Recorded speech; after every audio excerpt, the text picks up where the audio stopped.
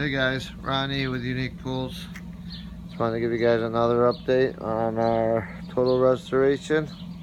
We've started with setting our coping, and that's made by Tim McKenzie himself.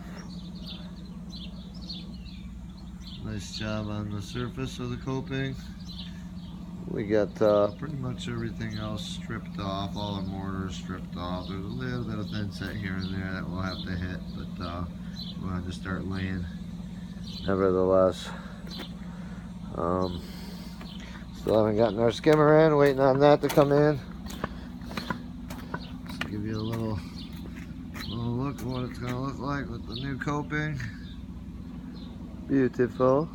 The new tile goes in, the acid wash, and a new skimmer. And we'll dress up the slide and the diving board. We'll dress up all these pavers with foam with polymeric so that they're sealed up.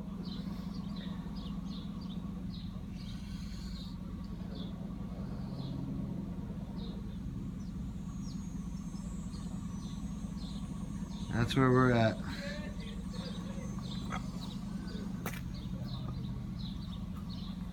Alright guys, stay tuned for more. Thanks for watching.